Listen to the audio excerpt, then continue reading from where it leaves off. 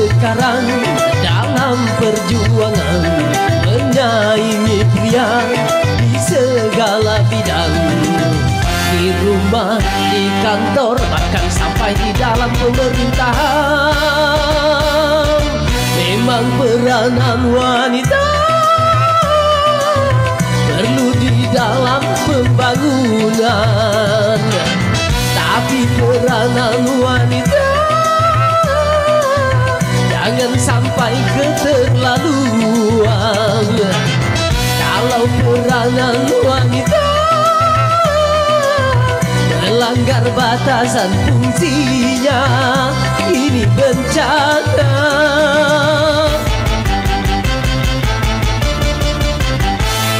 Wanita dan pria takkan pernah sama, secara kodradi berbeda fungsinya.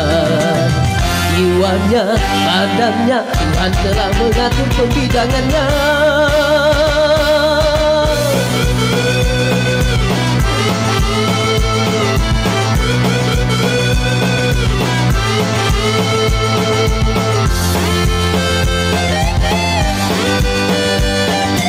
Ya, malam ini lagu-lagu keras ya.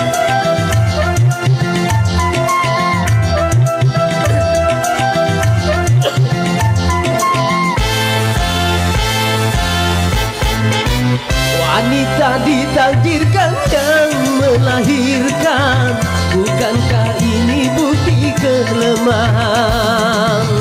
Wanita adalah ibu manusia, janganlah bersikap seperti ayah.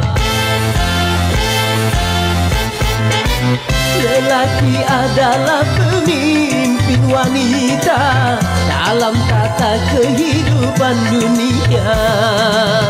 Begitulah ketetapan Sang Pencipta, lalu kenapa kau coba merubah?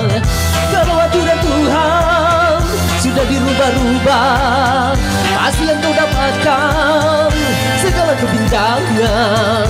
Karena kaum wanita memenuhi kata orang, akhirnya banyak pria menjadi pengangguran.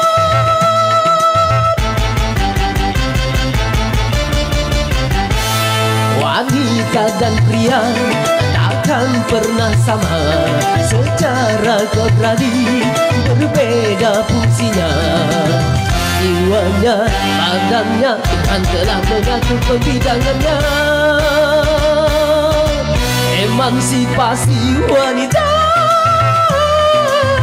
perlu di dalam pembangunan. Emansipasi wanita jangan sampai keterlaluan. Emansipasi wanita jangan melawan takdir Tuhan, ini bencana.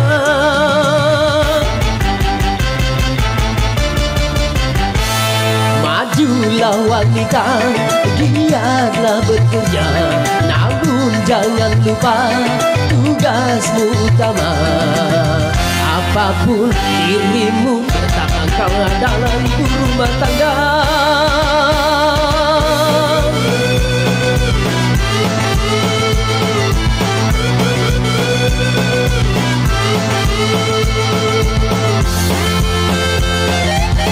Malam ini dengan lagu keras tampil glowing.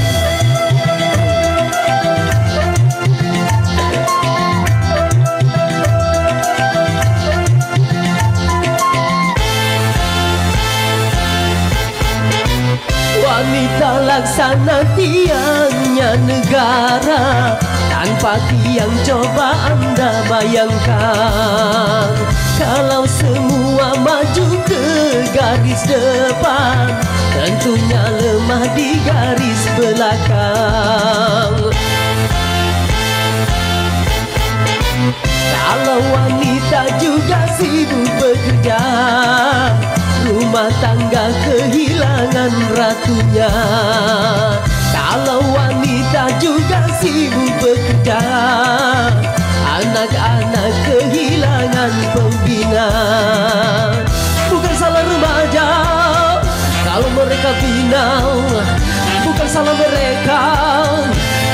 bermurah. Karena kau wanita, bukan makanan yang lebih dibutuhkan. Cinta dan kasih sayang.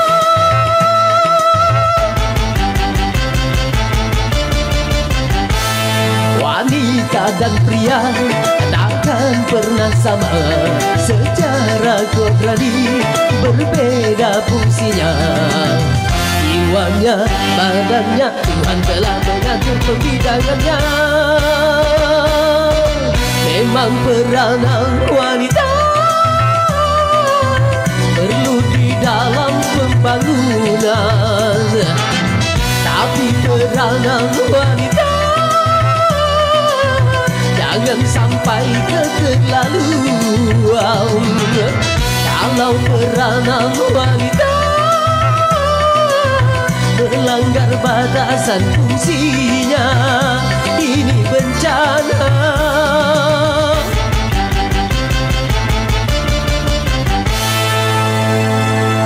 Oke, terima kasih.